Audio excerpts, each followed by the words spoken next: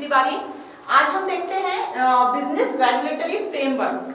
ये जो सब्जेक्ट है ये बीकॉम फर्स्ट ईयर में मेजर सब्जेक्ट है।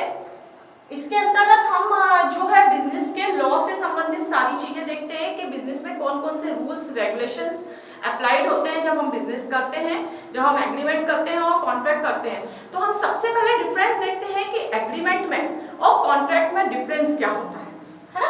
तो यहाँ हम डेफिनेशन देखते हैं। सबसे पहले इसमें आपको सेक्शंस के थ्रू डेफिनेशंस मिलेंगी। सबसे पहले सेक्शन 2E जो है वो हमको एग्रीमेंट जो है उसकी डेफिनेशन दे रहा है। ठीक है, 2E किसकी डेफिनेशन देता है? एग्रीमेंट। एग्रीमेंट को हिंदी में बोला जाता है ठहराव। ठीक है, अब क्या है? Every promise and every set of promise forming the consideration for each other is an agreement. इसका हिंदी में अगर हम देखें, प्रत्येक वचन और वचनों का प्रत्येक समूह जिसमें एक दूसरे के लिए प्रतिफल हो, वो क्या कहलाता है? आपका एग्रीमेंट।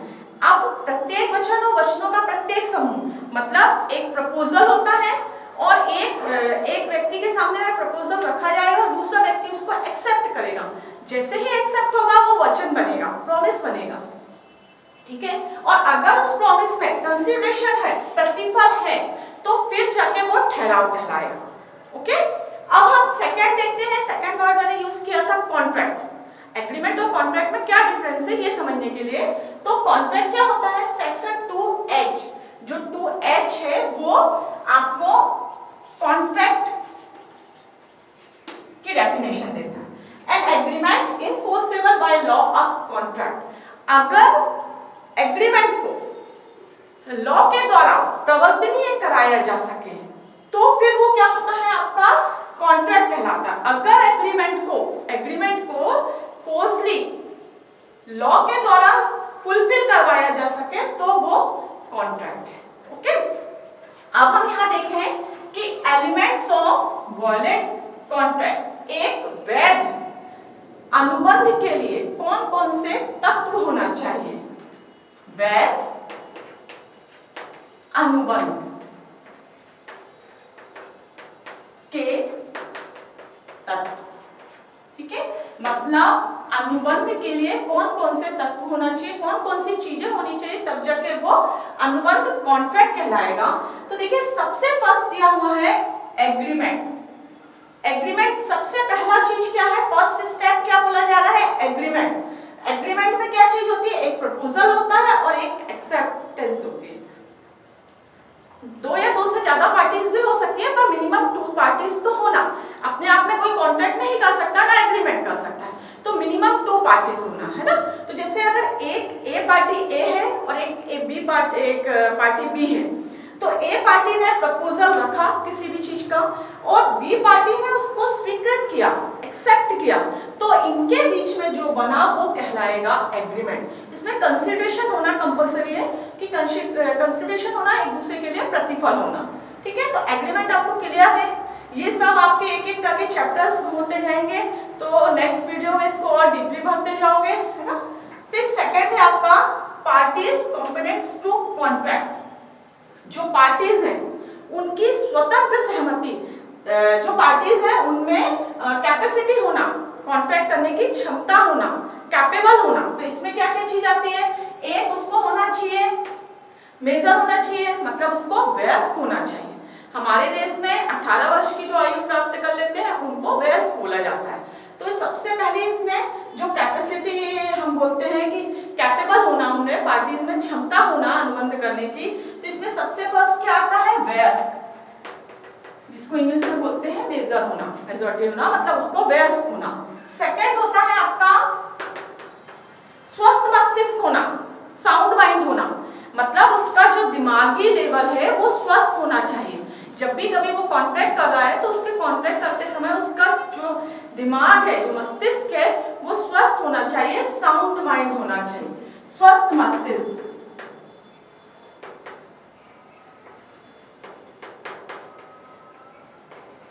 स्वस्थ मस्तिष्क का होना चाहिए।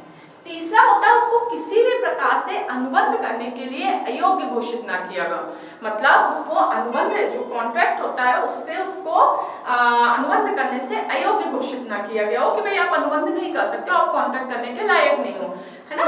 तो ये इस टाइप के इसके भी पूरे पॉइंट्स होते हैं, वो अपन आगे पढ़ते जाएंगे। फिर तीसरा पॉइंट होता है free consent of the parties, जो पार्टीज हैं उनकी स्वतंत्र सहमति होना। स्वतंत्र सहमति, अब स्वतंत्र सहमति क्या होती है? वो किसी भी प्रकार से उत्पीड़ित होकर, प्रताड़ित होकर, अनुचित प्रभाव के थ्रू उनकी एक्सेप्टेंस ना ली गई हो, मतलब जो स्वीकृति है वो व्यक्ति अपनी इच्छा से, पूर्ण तरह से अपनी स्वेच्छा से दे रहा हो। जो दोनों पार्टीज है ना, जो दो पार्टीज हैं या जितने भी पार्टीज हैं, सबकी अपनी सहमति जो है वो स्वतंत्रता से हो, मतलब उनको किसी भी प्रकार से दबाव में, अनुचित प्रभाव में या उत्पीड़न के द्वारा उनकी सहमति प्राप्त ना की गई हो। छल, कपट, मिथ्या वर्णन, ये सारी चीजें ना हो कि आपने कोई भी चीज को बढ़ा चढ़ा के बताया और फिर आपने उससे कॉन्ट्रैक्ट करवाया है, एग्रीमेंट करवाया, तो ये सब नहीं होना चाहिए। उसकी अपनी सहमति स्वतंत्रता पूर्वक होनी चाहिए। फिर थर्ड आता है लॉफुल कंसिडरेशन एंड ऑब्जेक्ट। अब ये जो होता है लॉफुल कंसिडरेशन एंड ऑब्जेक्ट, जब कोई ट्रांजैक्शन, कोई वस्तु का विनिमय होता है, एक पार्टी दूसरी पार्टी को कोई चीज देती है, तो हर पार्टी का एक कंसिडरेशन होता है, एक प्रतिफल होता है, एक मूल्य होता है।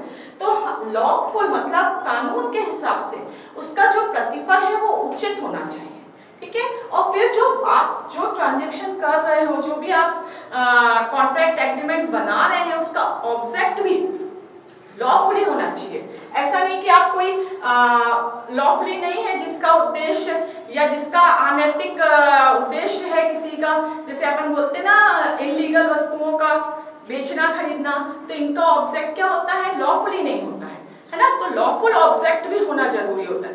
जैसे हम देखें कि अफीम, चरस, गांजा, ये जो है इनका अच्छे गुड्स में नहीं माना जाता है, इनका जो व्यापार होता है ये गैर कानूनी माना जाता है। तो इन वस्तुओं का अगर लेन देन हो रहा है तो उसका जो ऑब्जेक्ट है लॉफुल ऑब्जेक्ट नहीं है। जैसे आप किस मर्डर के कोई कॉन्ट्रैक्ट करते हो, एग्रीमेंट करते हो, तो इनके ऑब्जेक्ट जो होते हैं वो लॉफुली नहीं होते हैं, है ना। मतलब कानूनी रूप से ऑब्जेक्ट अच्छा होना, जो भी आप वस्तुओं का ट्रांजैक्शन करने की बात कर रहे हो, जो भी आप चीजों का लेन देन कर रहे हो, वो लॉफुली होना। फिर इसके बाद आता है फिफ्थ नंबर में agreement expressly declared as void, मतलब जो आप एग्रीमेंट कर रहे हो उसको स्पष्ट रूप से व्यर्थ घोषित ना किया गया हो, है ना। व्यर्थ घोषित ना किया गया और स्पष्ट रूप से, इसका मतलब क्या होता है?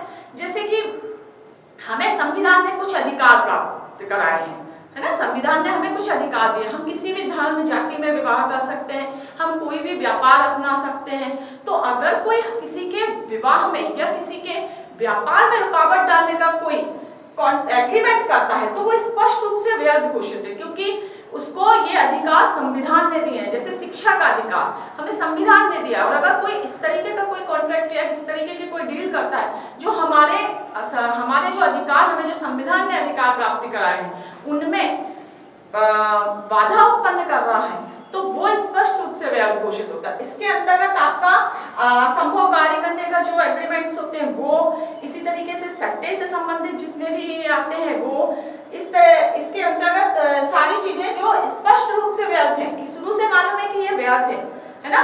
असंभव कार्य जो हो ही नहीं सकता है, उस चीज के लिए अगर कोई कर रहा है तो वो चीज आ जाएगी। लास्ट आपका जो है 6 नंबर का पॉइंट है वो है agreement must be in a written, certified and registered.